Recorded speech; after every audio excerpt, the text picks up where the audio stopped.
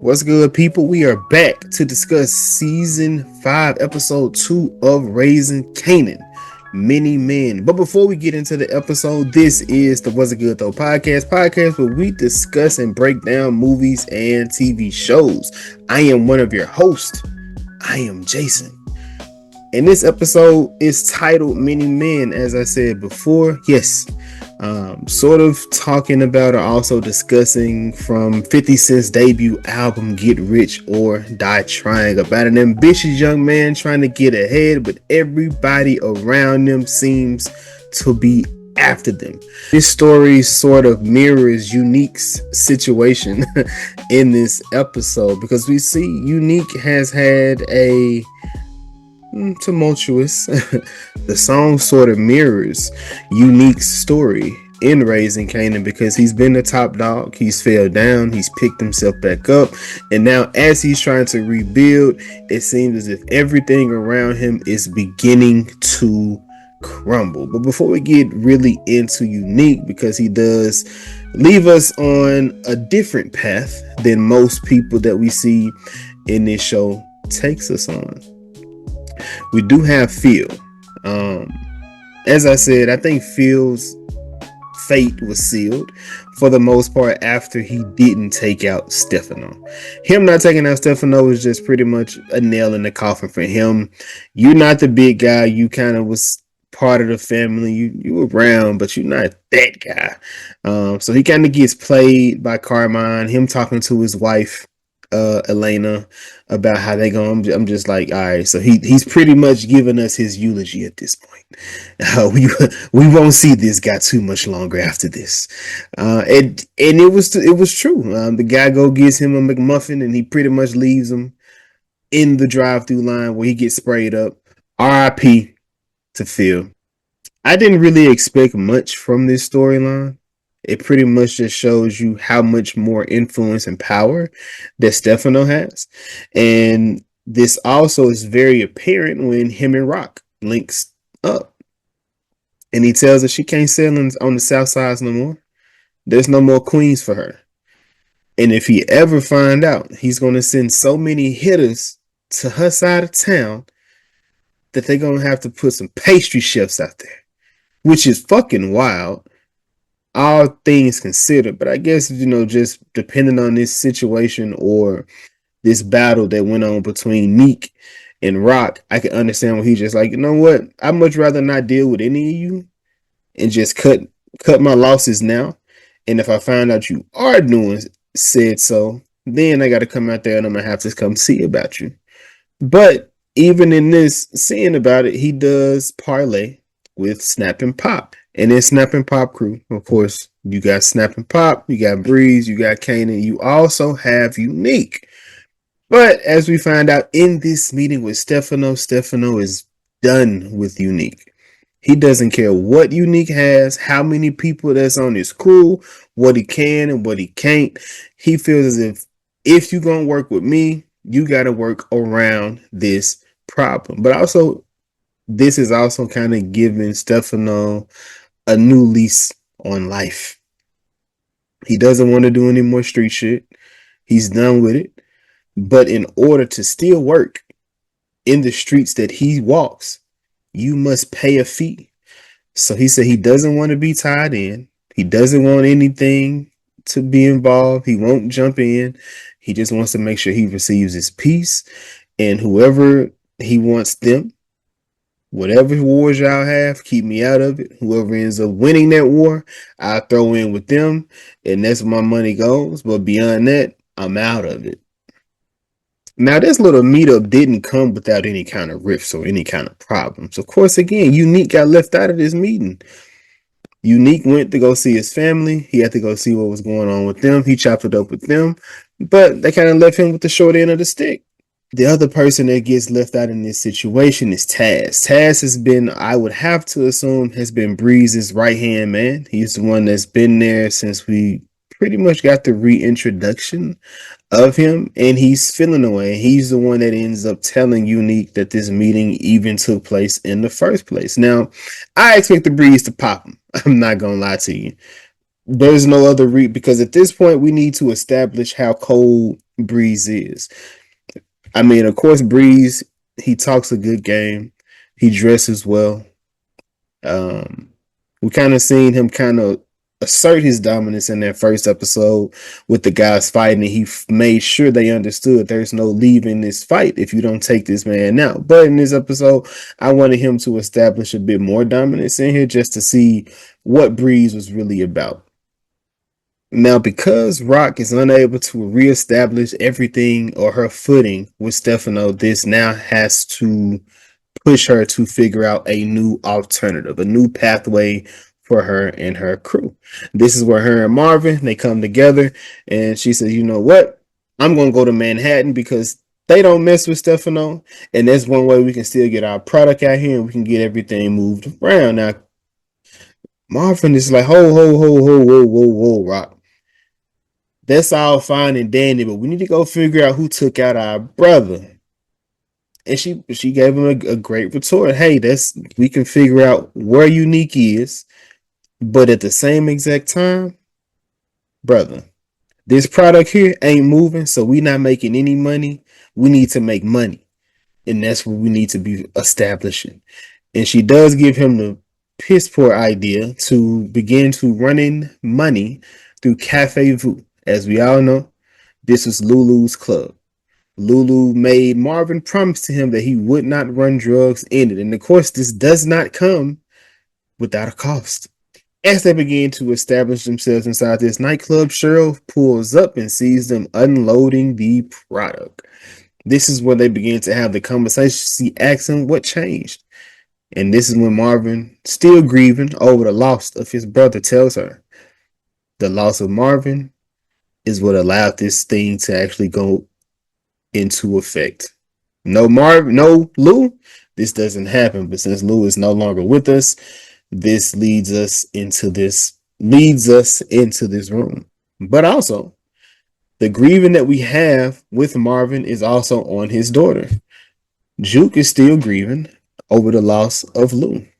But with this, she does begin to question her father when I do feel as if this was maybe out of turn, out of place. And it's understandable because if you're going through something and you just been in the street life, you just see so many different things are happening around you. You just like a lot of this stuff I can't make sense of.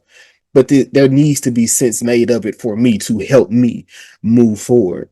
And she begins to put things out there like, hey, Unique still out there, Dad. I mean, Unique used to mess with your sister. Marvin knows all of these different things, and he may even question exactly like maybe, it feels like there's a lot of doubt being put on a lot of different people to figure out what is what and what isn't in these scenarios. Of course, with this, with Jukebox still kind of railing from the actual death, she is sidelined with Iesha. Iesha has been approached by Garcia with her family, and they've been told who the Stark family truly and really is.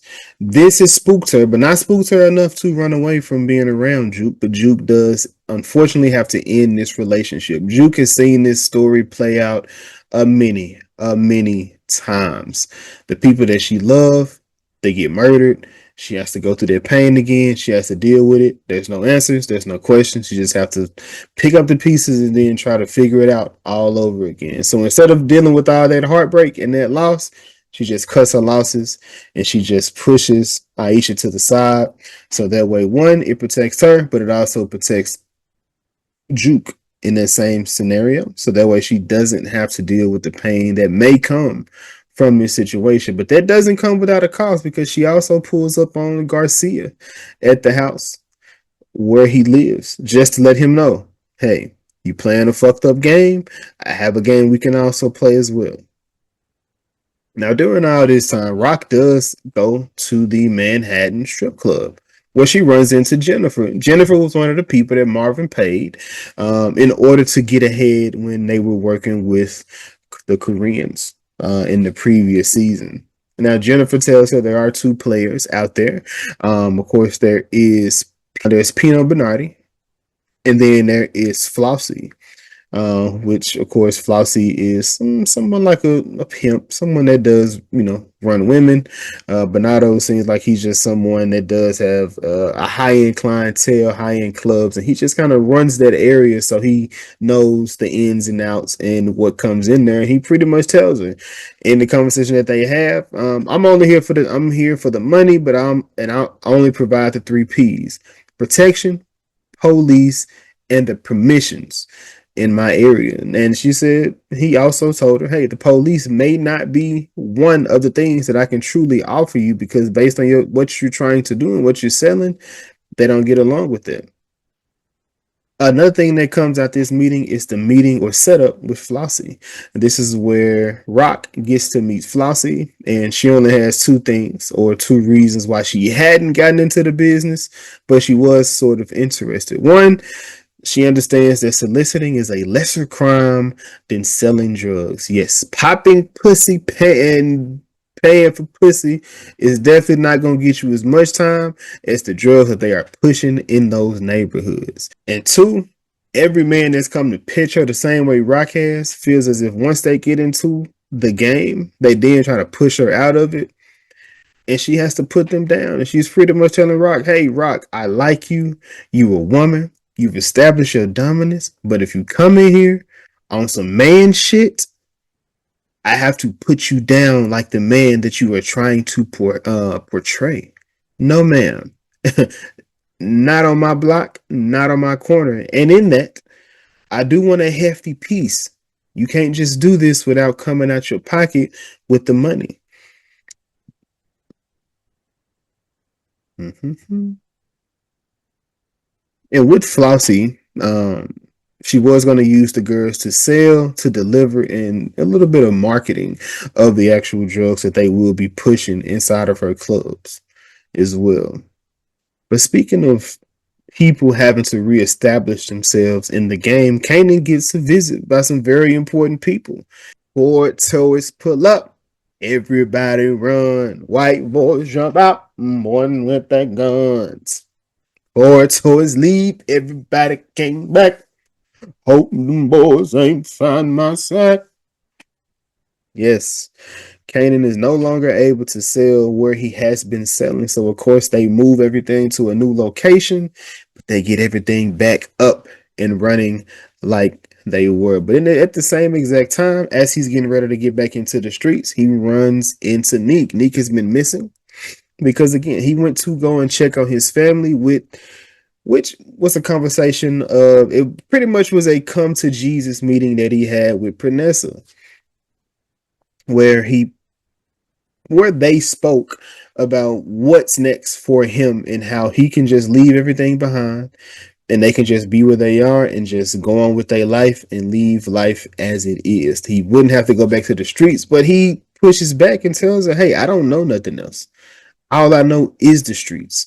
And she told him maybe in another life you would have been able to be a lawyer or be a cop or, anything else. You could have been a million other things. But unfortunately, this is who you are. And that's when he tells her that he'll never run. And he's going to stand for what he knows. And he's going to die on Southside. Meek pulls up to Kanan and then he speaks to him and he tells him, hey, we need to create our own little faction. They just trying to make sure our crews ain't beefing. Then once everybody falls over or falls into their actual fold, then they gonna take us out. And Kanan told him, nah, we good. I'm finna go make this money. You go do the same. Nick wasn't a dummy. He wasn't born yesterday. And he began to feel that heat on his ass at this present time. Him and Akbar, they come together and they talk. Akbar is going to go to New Jersey, lay low for a while. Neek is going to figure out what his next move and what his next plan is. Marvin has began paying people in the streets to figure out where Neek is, or at least some information that he can get from him, and that information comes back. We find out that Akbar is in New Jersey, where he pulls up, and he pulls one of the coldest scenes I feel has been given in a Power series, and one that actually made sense. In season 6, there is an episode, like in the last Tommy episode was a very unique one where he kind of shows how he got out of a sticky situation. Now, if you know me, I am not the bang bang shoot 'em up type of guy. Now, wait. I know you're gonna be like, how are you watching TV with people? It's not the shoot 'em up bang bang part, but people like John Wick, they fucking grind my gears, because if you niggas don't put one person in the room and fucking blitz him, it's one guy versus he can't kill them all. There's not a world that happens in. Take him out. So you seeing Tommy do that, it doesn't make sense. But at least in this situation here, Marvin at the head of the room, he got the drop on everybody. He already has his pistols out. It's not much that anybody can do in this situation. I do love the dialect or dialogue between Akbar and Marvin, where he kind of tells him, hey, I'm going to let you finish your drink before I kill you. Akbar kind of talks to the room in a joking fashion before he gets popped, but everybody in that room gets popped, and I was like, holy shit, this is the gangster Marvin that we've been looking for. You do have that one episode in the previous, well, I think it was season 3, where he's in the shootout, he gets shot, but in that situation, he's kind of on the defensive. This season, he's been more on the offensive, and I enjoy seeing him in that mode. My personal opinion, I don't think Marvin dies. I do think Marvin goes to jail.